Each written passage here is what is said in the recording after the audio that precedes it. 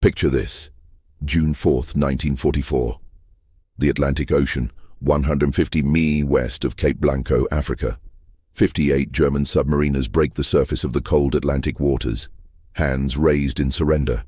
Their U-boat crippled and taking on water beneath them. They're floating in enemy waters, surrounded by American warships, expecting to be machine-gunned in the water or dragged aboard for brutal interrogation before execution.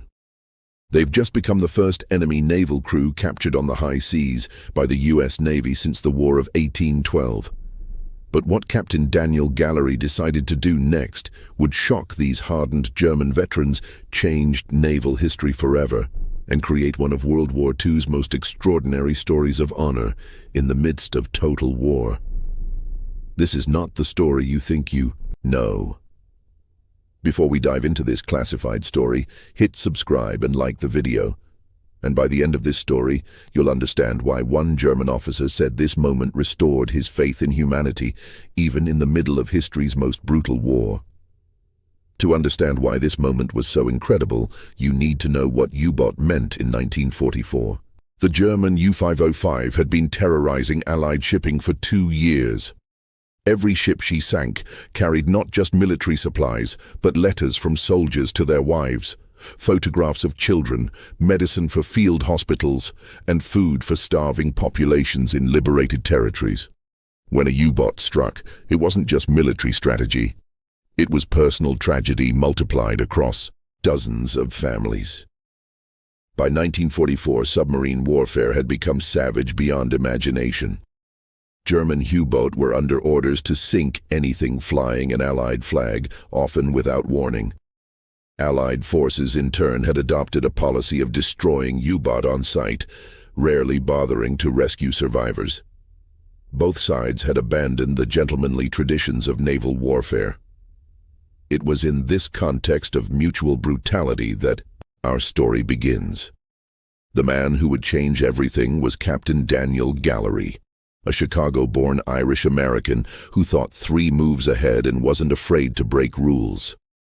Gallery had grown up in a working-class neighborhood where your word was your bond and treating.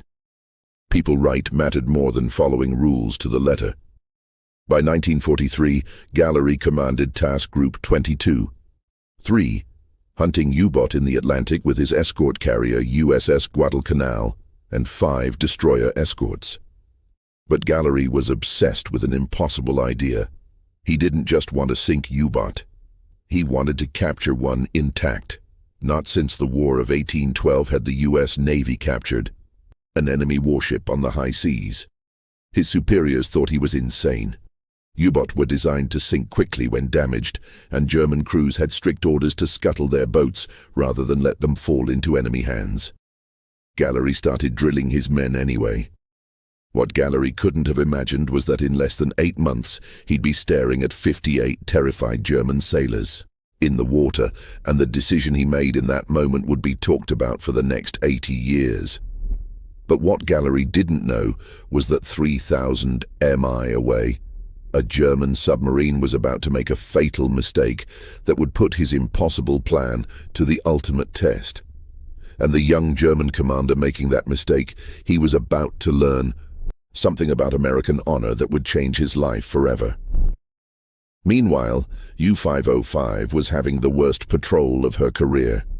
Her previous commander had suffered a complete psychological breakdown during a depth charge attack in October 1943. In front of his entire crew, Captain Lieutenant Peter Schick had drawn his pistol and shot himself in the head rather than face capture. The traumatic incident had shattered crew morale and left them with a superstitious belief that their boat was cursed. New Commander Harold Lang, at 40, one of the oldest U-boat commanders, but inexperienced with U-505, was under enormous pressure. By June 4th, 1944, they'd been at sea 2 months without sinking a single Allied vessel. The crew was exhausted, supplies were running low, and morale was at rock bottom. What Langanger didn't know was the Gallery's task group was hunting them.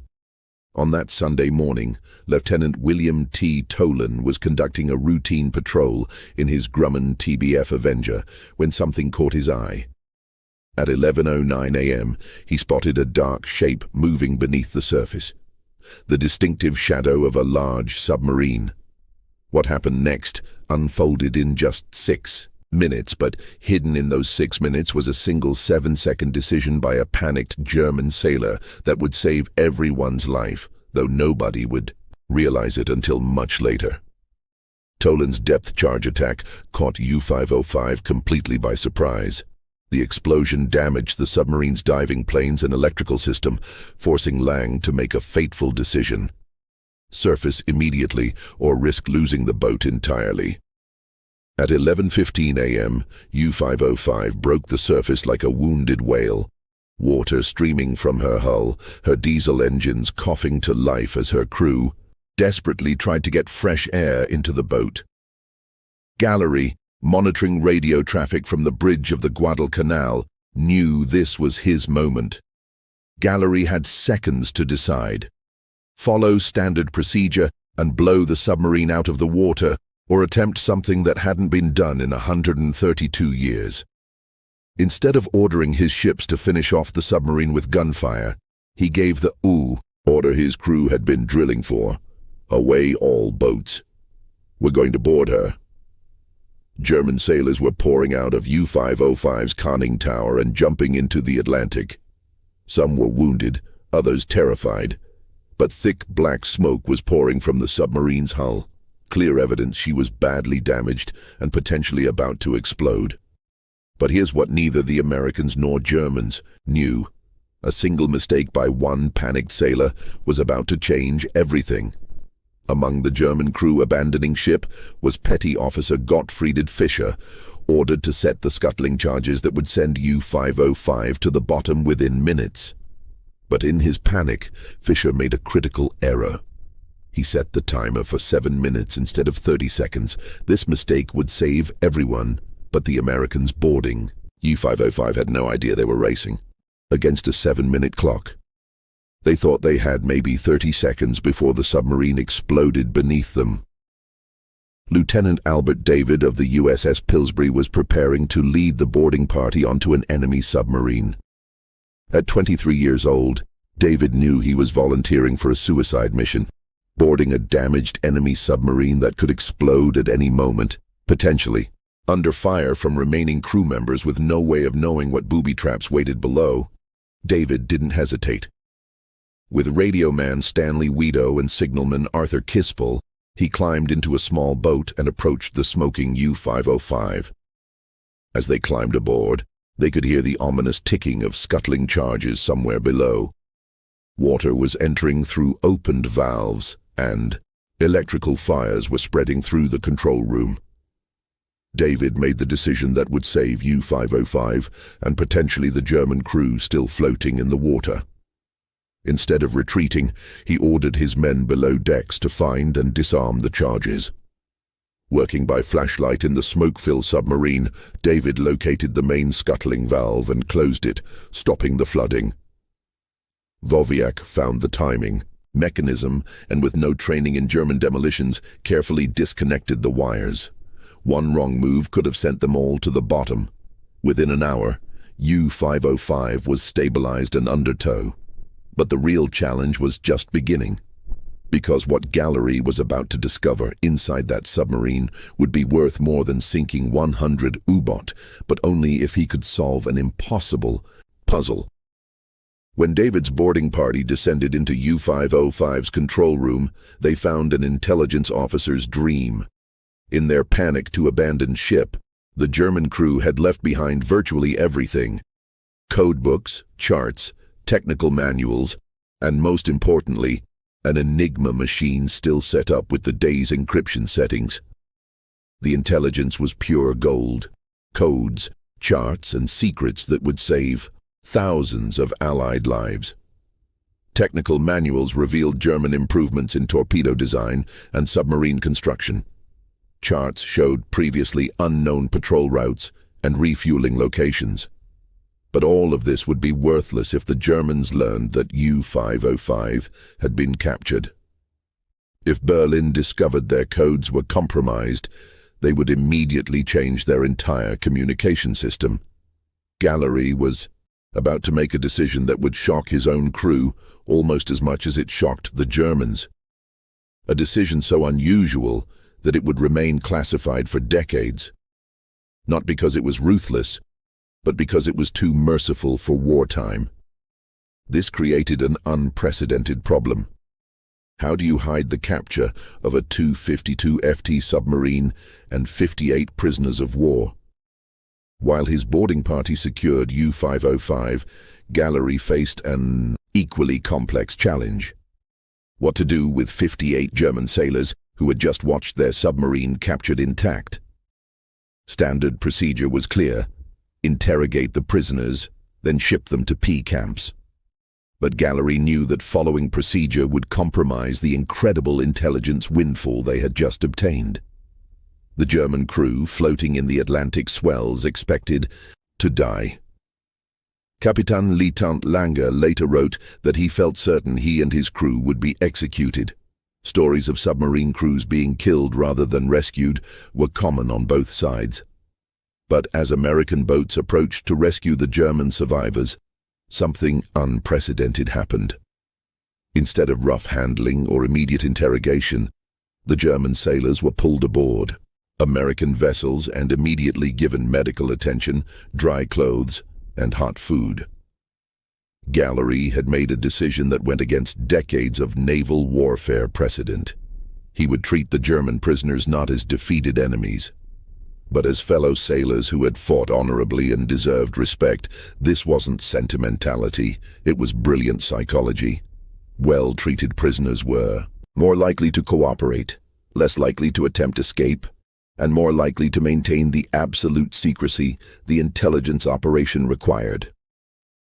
When Lang was brought aboard the USS Guadalcanal, he expected harsh interrogation in cramped quarters. Instead, he found himself treated with what he later described as unexpected American courtesy. Gallery personally met with the senior German officers and explained the situation. Their submarine had been captured legitimately. They were now prisoners but would be treated with military honor. Due to intelligence requirements, they would need to be kept separate from other German prisoners. What Gallery didn't tell them was that their temporary isolation would last for the remainder of the war. But the real test wasn't capturing the submarine. It was what came next. Gallery's solution was as audacious as capturing U-505 itself. Working with naval intelligence, he arranged for the German crew to be secretly transported to a specially prepared facility at Camp Rustin, Louisiana, where they would be kept in complete isolation from the outside world. The German crew was transported in small groups, blindfolded and under guard with cover stories prepared. As far as official records showed, these prisoners had been captured in North Africa and required special handling due to their knowledge of sensitive technology. What the Germans found at Camp Rustin shocked them more than their treatment aboard the American ships.